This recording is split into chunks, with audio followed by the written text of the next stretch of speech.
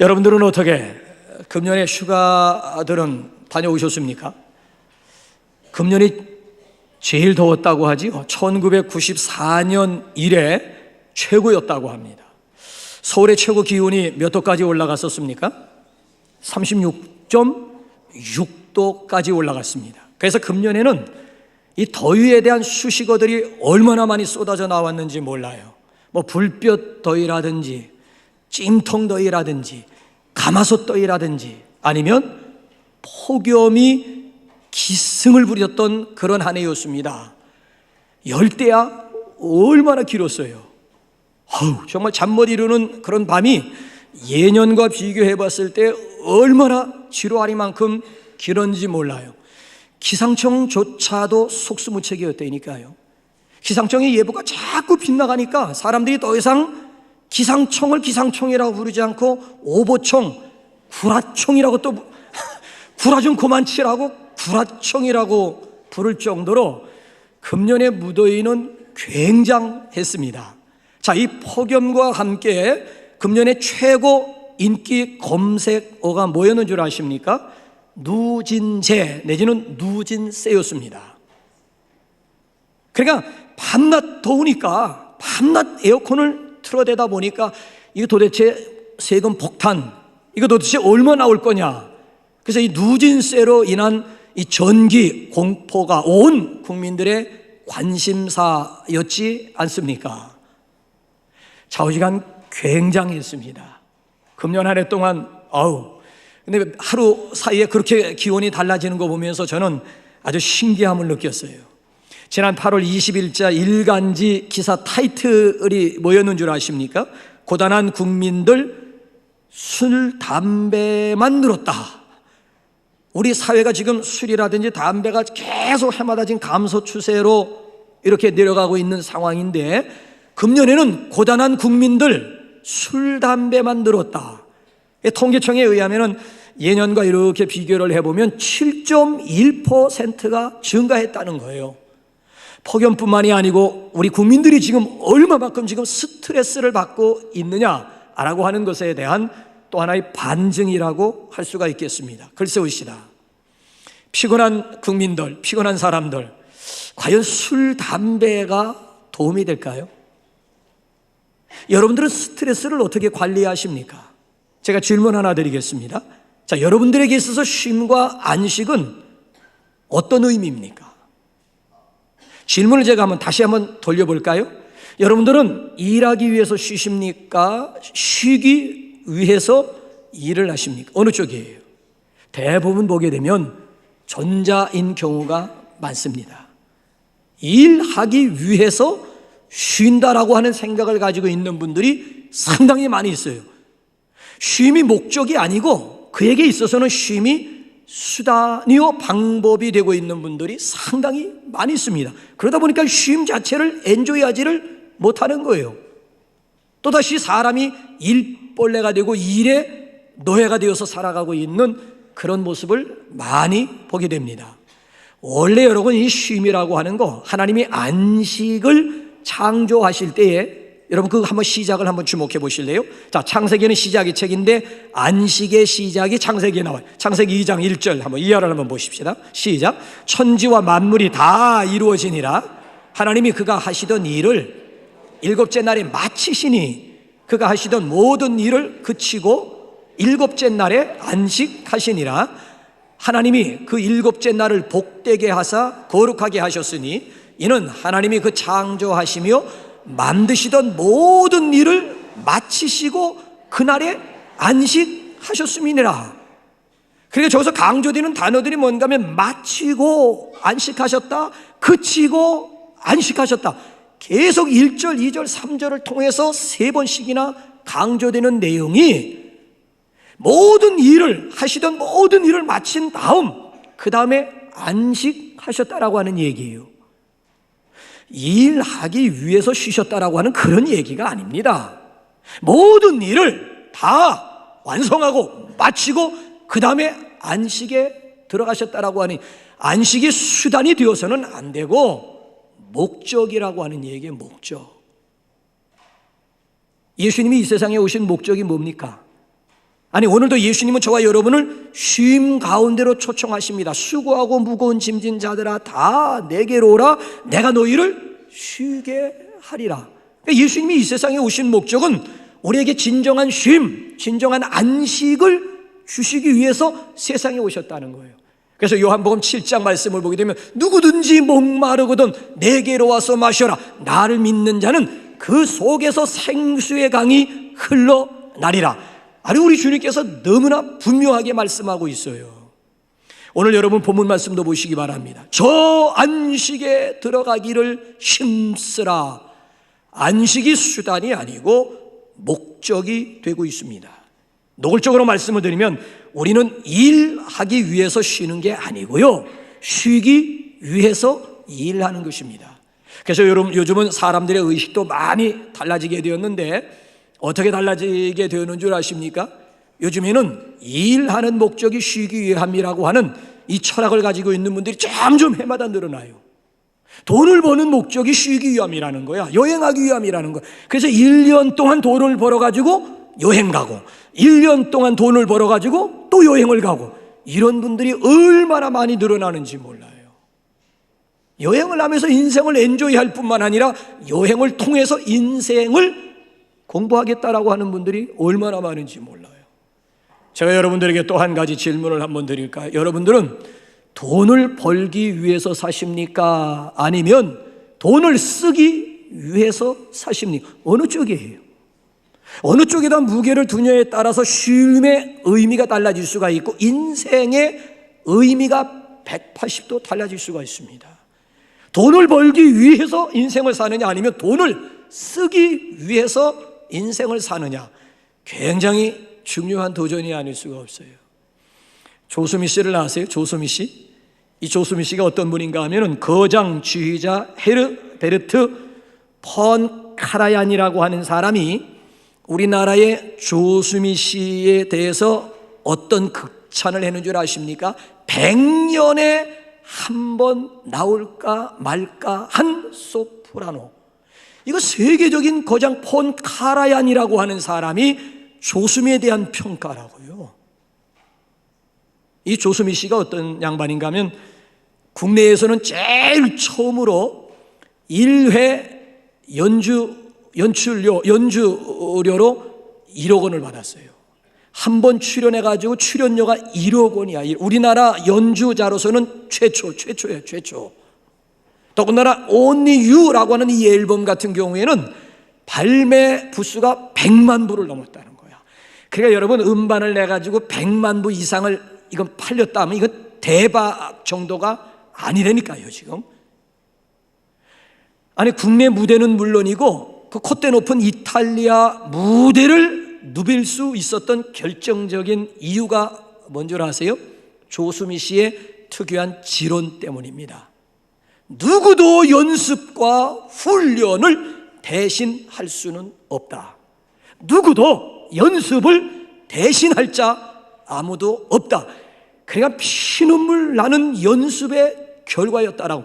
이 연습 벌레를 향해서, 이 연습 광을 향해 가지고 스승 폰 카라얀이라고 하는 지휘자가 뭐라고 조언을 하면서 충언을 했는 줄 아십니까?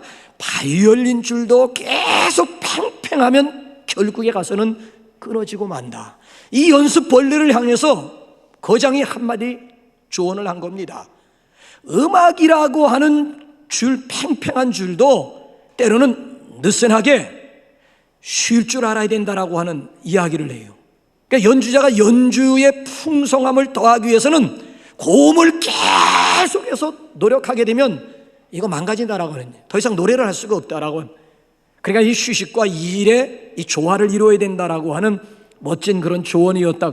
그래서 그 스승님의 조언을 받아들여가지고 오늘에 와가지고는 일과 휴식을 함께 엔조이하는 그런 인생을 살고 있노라고 하는 그런 고백이었습니다.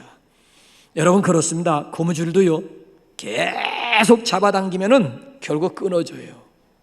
고무줄도 잡아당겼다 놨다 잠겼다 놨다 이걸 반복해야만 탄력을 유지할 수가 있는 거 아니겠어요? 사람도 마찬가지. 엘리야 선지자가 왜 로뎀나무 밑에까지 기어 들어가 가지고 번아웃 당하고 말았을까요? 앞만 보면서 계속 달려왔거든요. 어느 순간 번아웃돼요. 뻗어버리고 만 거예요.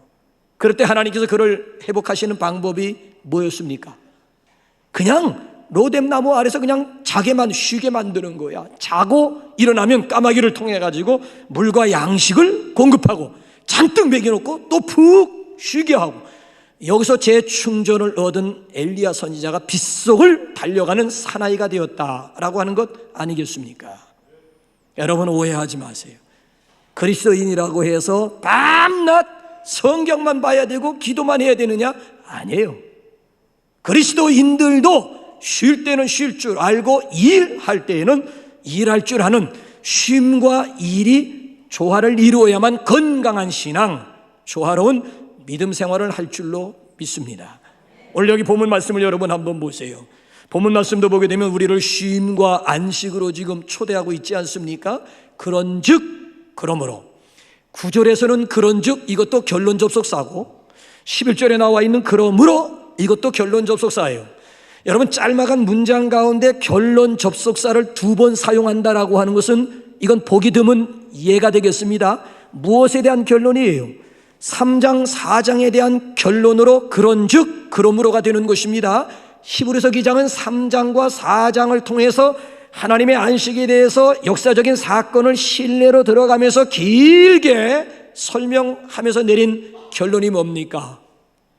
그러므로 우리가 저 안식에 들어가기를 힘쓸지니, 힘쓰라는 거야, 노력하라는 거야, 연습하라고 하는 것입니다.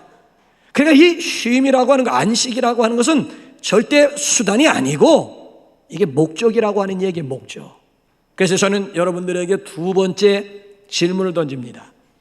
어떻게 우리가 저 영원한 안식에 들어가기를 오늘 힘쓸 수가 있고 오늘 연습할 수가 있고 오늘 노력할 수가 있는 것입니까?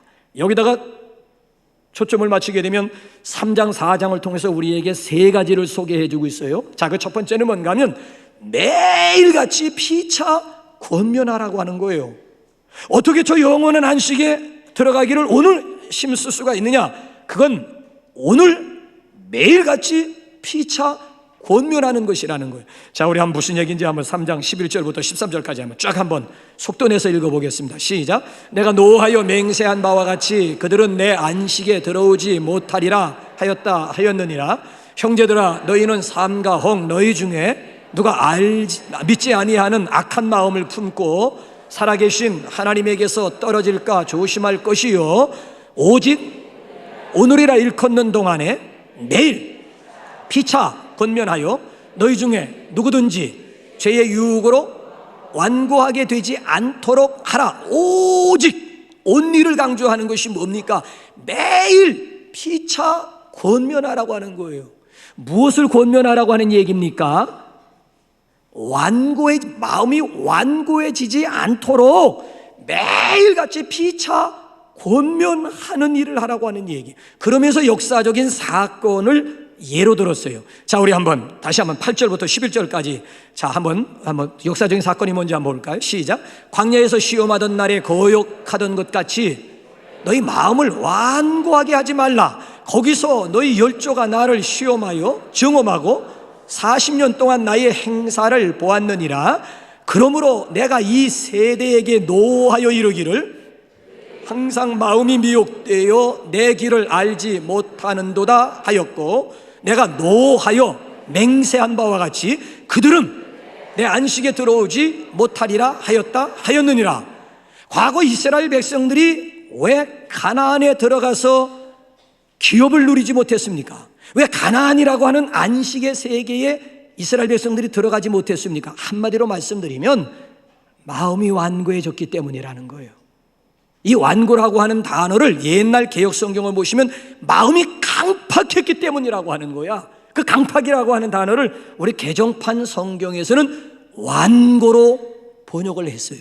이 완고라고 하는 말은 영어 성경을 보게 되면 하드니스입니다. 하드니스. 굳어짐이야, 굳어짐. 무감각, 감각을 잃어버렸다라고 하는 얘기예요. 지난번에는 제가 치과에 가가지고 여기다가 마취 주사를 맞고 이를 치료한 적이 있습니다. 집에 돌아가지고 괜찮겠거니 생각하면서 아이들이 만두를 먹기를 조그만 만두를 입 안에다 쏙 집어넣었어요. 만두를 씹는다는 것이 혓바닥을 깨물어가지고 피가 나와가지고 며칠 동안 고통과 아주 불편한 그런 생활을 해야만 했습니다. 이 혀가 굳어지니까요, 맛은 고사하고 오히려 상처로 인해 가지고 얼마나 고통을 겪었는지 몰라요. 사람이 나이가 들게 되면 몸이 점점 굳어지게 됩니다. 우리가 알고 있는 대부분의 성인병이라고 하는 것은 굳어짐에서 오는 병입니다. 이게 굳어지는 것을 뇌경색이라고 합니다. 이게 굳어지는 것을 심근경색이라고 얘기합니다. 이 안에 있는 간이 굳어지는 것을 간경화라고 얘기합니다. 우리의 핏줄이 막히고 핏줄이 굳어지는 것을 동맥경화증이라고, 다 위험한 병들이에요. 안팎으로 굳어지는 것은 정말 위험한 적신호가 아니에요. 근데 이보다 더 위험한 것이 뭔 줄 아십니까? 우리의 마음이 굳어지는 심령경화증이라고 하는 거예요. 이 심령경화증에 걸리게 되면요, 육신의 생명은 물론이지만 영생, 더 나아가서 영원한 안식까지 위협을 받는다라고 하는 얘기죠. 그럼 이 심령경화증에 대한 증세가 뭔 줄 아세요? 주일에 대한 기대감이나 설렘이 없어져요.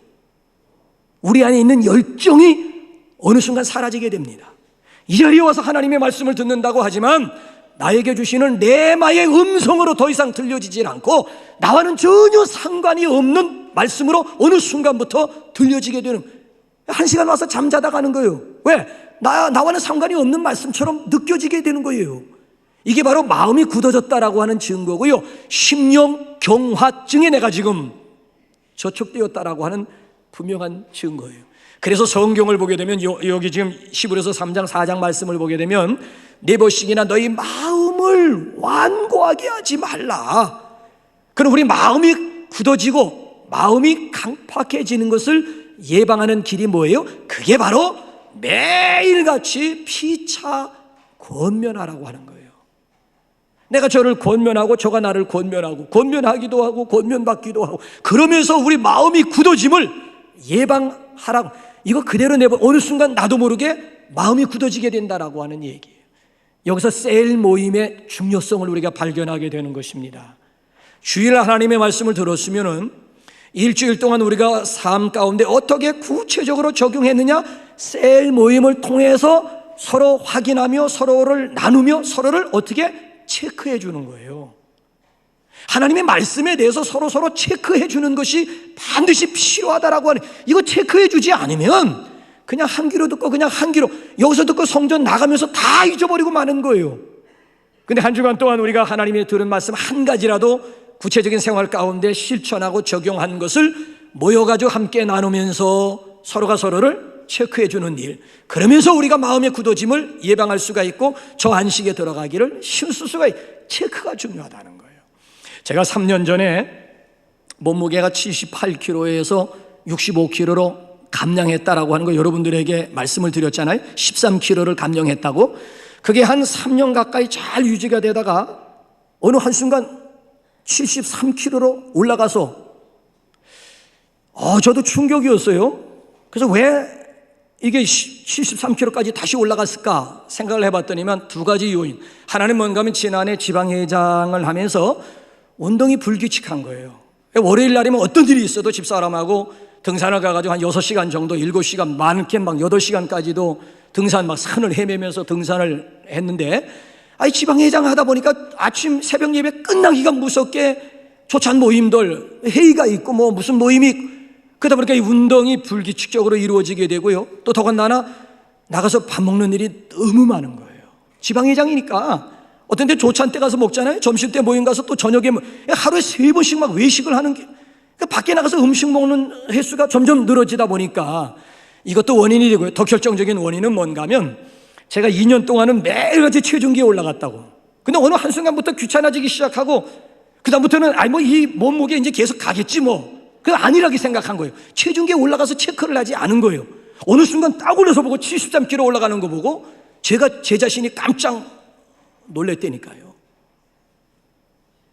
체중계에 올라갈 때는요, 조금 많이 먹으면 막 1.5kg까지 올라가잖아요. 1kg 막 1.5, 어우야 이게 뭐야. 그래가지고 그 다음날 먹는 걸 줄인다든지 운동량을 늘린다든지 하면서 제가 조절을 해왔거든요. 체중기에 올라가서 내 몸무게 체크하는 것을 잊어버리는 그 순간 나도 모르게 조금씩 살을 찌다 보니까 도로 나무압이 타버리 돼버리고 마른 거예요. 그러던 차에 지난번에 제가 종말 하수 처리장 수술을 했잖아요. 그러면서 먹고 싶어도 이게 힘드니까, 그러다 보니까 먹는 양이 줄어들다 보니까 체력이 또 떨어지기, 야 기회다 그래가지고 그때를 틈타가지고 다시 운동을 시작해가지고 현재 67kg를 유지하고 있어요. 요즘 어쩌냐고요? 매일 체중계에 올라갑니다. 매일 하루도 빠지지 않고 체중계에 딱 올라가 보게 되면 정확하게 몸무게가 나오잖아요. 아야야야야 이게 왜 이래, 이게 그 다음날 아침에 굶거든가 아니면 운동을 좀 세게 하던가 해가지고 지금 계속 67kg를 유지해 와요. 그러니까 우리 몸의 현 주소를 알기 위해서는 체크하는 일이 있어야 된다는 거예요. 그러니까 우리가 우리 마음의 완고함을, 마음이 굳어짐을 예방하기 위해서는 피차 권면하는 일이 필요하다는 거예요. 내가 저를 권면하기도 하고 그러니까 이 죄, 그렇잖아. 우리가 서로 죄를 고하면서 우리 영적인 상태를 체크하면서 건강을 유지해 가야 된다라고 하는, 이게 바로 영원한 안식에 들어가기를 첫 번째 힘쓰는 방법이고요. 두 번째는 확신의 줄을 끝까지 붙잡아야 된다는 얘기. 자, 무슨 얘기인가 하면은 우리 3장 14절 한번 다 같이 한번 읽어보실까요? 3장 14절 시작. 우리가 시작할 때에 확신한 것을 끝까지 견고히 잡고 있으면 그리스도와 함께 안식에 참여한 자가 되리라. 시작과 끝이 다른 사람이 있다라고 하는 얘기예요. 저게 시작할 때는 확신으로 시작했는데 끝날 때는 의심으로 끝나는 사람이 있다라고 하는 얘기입니다. 시작은 좋았는데 끝은 좋지 않은 사람이 있다라고 하는 얘기. 용두삼위의 주인공이 있다라고 하는 얘기. 자, 성경에서 시작은 좋았는데 끝이 좋지 않은 사람을 꼽으라고 한다면 여러분들은 구약 성경에서 누구를 꼽겠습니까? 사울이지. 사울 시작 얼마나 좋았어요. 얼마나 겸손하고 얼마나 백성을 막 뜨겁게 사랑하는 열정, 마음이 있었습니까?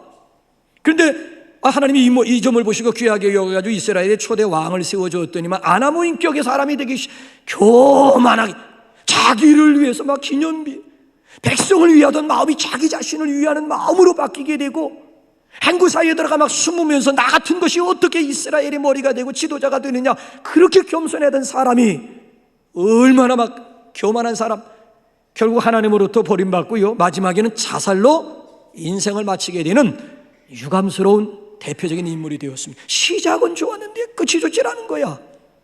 신약에서 대표적인 사람을 꼽으라고 한다면 여러분들은 또 누구를 꼽으시겠습니까? 아나니와 삽비라 부부 아니겠습니까? 시작이 얼마나 좋아. 부부가 의기투합해가지고 하나님 앞에 헌신하기로, 전 재산을 하나님 앞에 바치면서 헌신하기로 마음을 같이 했다고. 시작이 얼마나 좋아요. 근데 나중에는 부부가 성령을 속이는 사람들이 되고 결국 한날의 소상을 이루는 유감스러운 대표가 되고 말았다라고 하는 이야기예요. 이스라엘 백성들도 여러분 한번 보세요. 출애굽할 때 얼마나 좋았습니까? 애굽에서 10가지 재앙 가운데서 이스라엘 백성들만큼 구원받았잖아요. 더군다나 홍해바다 한가운데서도 애굽 군사들은 다 물귀신이 되는 이런 과정 속에서도 이스라엘 백성들은 극적으로 홍해바다 한가운데서 하나님의 기적 한가운데 있었던 사람들이었다고요. 근데 광야에서 다 엎드러졌다니까요. 애굽에서 출발은 굉장히 좋았는데 광야에서 결국 다 출애굽 1세대들 여호수아와 갈렙만 빼놓고는 다 시체로 변하고 말았다니까요. 그 이유가 뭔 줄 아세요? 자, 우리 한번 3장, 우리 한번 18절, 19절 한번 읽어볼. 그 정확한 이유를 히브리서 기자가 꼽았습니다. 시작. 또 하나님이 누구에게 맹세하사 그의 안식에 들어오지 못하리라 하셨느냐? 곧 순종하지 아니하던 자들에게가 아니냐? 이로보건대 그들이 믿지 아니함으로 능히 들어가지 못한 것이라. 이로보건대 왜 이스라엘이 가나안 안식에 들어가지 못했느냐? 그들이 믿지 아니함으로 능히 들어가지 못한 것이라고 지적을 해주고 있습니다. 모세를 통해서 믿음으로 시작을 했는데 결국은 불신으로 끝나는 인생이 되었다는 거예요. 오늘도 이렇게 우리 주변을 보게 되면요, 소망으로 시작을 했다가 절망으로 끝나는 사람들 많아요. 어렵게 사랑하기로 사랑으로 시작을 했다가 미움과 증오로 끝나는 사람들도 너무 많아요. 믿음으로 시작했다 불신앙으로 끝나는 사람 많아요. 확신 가지고 시작을 했다가 갈등과 회의로 끝나는 사람도 너무너무 많아요. 남의 얘기가 아닌 거예요, 이게 지금. 그러니까 여러분 보세요. 너희가 확신한 것을 끝까지 붙잡으면 그리스도와 함께 안식의 세계로 들어가리라고 하는 얘기예요. 그렇기 때문에 오늘 우리에게 필요한 것이 신앙 고백입니다. 여러분, 신앙 고백의 의미가 뭔 줄 아세요? 예배 시작하기 위해서 신앙 고백하는 겁니까? 아니에요. 여러분들이 매주일마다 신앙 고백을 할 때에도 왜 신앙 고백이 필요한지 이유는 알고 고백을 하셔야 된다라고 하는 얘기예요. 신앙 고백 내용을 딱 여러분 찬송가 뒷장 앞장 열어보시면은 세 가지 내용입니다. 나는 하나님을 믿습니다. 나는 예수 그리스도를 믿습니다. 맨 마지막에 나는 성령님을 믿습니다. 그럼 하나님에 대해서 믿음의 내용이 뭐냐? 예수 그리스도에 대해서 뭘 믿는다는 얘기냐? 성령님에 대해서는 도대체 뭘 믿는다고 내가 지금 고백하고 있느냐? 내용들이 다 들어있습니다. 그냥 구체적으로 전능하신 창조주 하나님을 고백하고요, 예수 그리스도에 대해서 5가지, 성령님에 대해서 5가지 내용을 내가 오늘도 믿습니다. 매일같이 이거 고백해야 되는 거예요. 매일같이 고백하지 않으면 이스라엘 짱날 수도 있다. 확신으로 시작했다 결국은 불신앙으로 종치는 인생이 될 수가 있다는 얘기. 그러니까 매일같이 나는 하나님에 대해서 이러이러한 것을 믿고, 예수님에 대해서 이러이러한 것을 믿고, 성령님에 대해서 이러이러한 것을 내가 믿습니다. 매일같이 우리의 입으로 뭘 해야 됩니까? 선포해야 됩니다. 우리의 입으로 고백하고 믿어야 된다라고는. 믿음으로 말미암아 죄사함 얻을 수 있습니다. 믿음으로 말미암아 구원받을 수 있습니다. 믿음으로 말미암아 하나님의 자녀가 될 수 있습니다. 믿음으로 말미암아 영원한 천국의 영원한 안식의 주인공이 될 수 있습니다. 그러나 누구든지 믿지 아니하면 죄사함과 구원과는 상관이 없고 영원한 안식과는 전혀 상관이 없는 사람이 되는 거예요. 그러니까 객관적인 사건을 주관적으로 믿고 확신함으로 내 것이 될 수가 있는 거예요. 2000년 전에 십자가상에서 돌아가신 예수, 2000년 전 사건이라고요. 저게 나와 무슨 상관이 있는 거예요? 상관이 있기 위해서는 객관적인 역사적인 사건에 대해서 오늘 내가 주관적으로 믿고 확신하고 고백하는 일이 있음으로 인해서 예수 십자가가 내 십자가 되고 예수 부활이 내 부활이 될 줄로 믿으시기 바랍니다. 혹시 여러분들 가운데 지금 구원의 확신이 없는 분들 계십니까? 영원한 안식의 세계에 들어가리라고 하는 이런 확신이 부족한 분들 계십니까? 성령님의 도우심을 구하시기 바랍니다. 그래서 여러분들이 이 시간 성전문을 나설 때에는 구원에 대한 확신뿐만이 아니고 영원한 안식에 대한 확신을 가지고 돌아갈 수 있기를 주님의 이름으로 축원합니다. 그러니까 고 김한란 박사님은 마지막 운명하면서 유언으로 남긴 게 뭡니까? 내 장례식 때에는 장성곡 부를 생각하지 말고 할렐루야 행진곡을 불러다오. 내가 지금 영원한 천국에 입성하고 영원한 안식의 세계로 들어가는데 청성맞게 무슨 장성곡이란 말이냐? 쭉쭉 늘어지는 장성곡 내가 지금 승리로 지금 최종 승리해가지고 천국에 지금 입성을 하고 하늘나라의 주인공으로 당당하게 지금 입성을 하는데 너희들은 그래 땅에서 나를 위해서 불러준다고 하는 것이 장성곡을 불러주겠다고? 아니야. 할렐루야 할렐루야 행진곡을 불러달라. 이게 바로 영원한 안식에 대해서 확신이 있는 사람과 확신이 없는 사람의 차이점이에요. 확신한 것을 믿음의 밭으로 끝까지 붙잡고 승리할 수 있기를 주님의 이름으로 축원합니다. 마지막 세 번째로 영원한 안식에 들어가기를 어떻게 오늘 힘쓰라고요? 매주 안식일을 지키는 것입니다. 자, 우리 출애굽기 20장 8절 우리 끝으로 한번 좀 읽어볼까요? 시작. 안식일을 기억하여 요지는 뭐지요? 중간 과정 빼보세요. 안식일을 지키라는 얘기죠. 그러니까 여기서 안식일을 지킨 사람이 저기 가서도 영원한 안식일을 지킬 수 있는 자격이 있다는 얘기예요. 고기 아무나 먹는 게 아니에요. 저는 고기 먹을 줄 몰라요. 왜냐하면 저는 자라오면서 고기 먹어본 경험이 별로 없어요. 근데 우리 아이들은 고기 너무 좋아해요. 내가 고기를 못 먹고 자랐기 때문에 우리 아이들에게만큼은 고기 좀 먹이자 했는지 몰라요. 어렸을 때부터 자라면서 고기를 먹어봐서 지금 얘네들은 얼마나 고기를 그래서 내가 우리 아이들을 보면서 고기도 먹어본 사람이 먹는구나. 여러분 사랑 아무나 하는 줄 아세요? 유행가 가사가 아닙니다. 사랑도 받아본 사람이 어떻게 사랑할 줄을 알아요. 사랑받아보지 못한 사람은 사랑한다고 하는 것이 전부 상대방에게 상처를 남겨주는 것밖에 없어요. 사랑도 아무나 하는 게 아니야. 사랑을 많이 받은 사람이 역시 사랑할 줄을 알아요.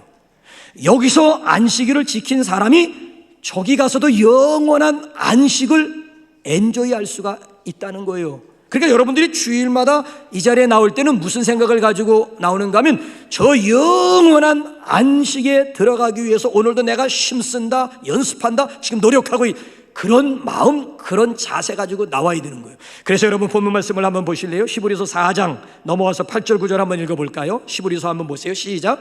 만일 여호수아가 그들에게 안식을 주었더라면 그 후에 다른 날을 말씀하지 아니하셨으리라. 그런즉 안식할 때가 하나님의 백성에게 남아있도다. 가만히 보세요. 8절. 아니 모세가 이스라엘 백성들을 가나안 안식의 세계로 이끌려고 하다가 모세도 실패했잖아요.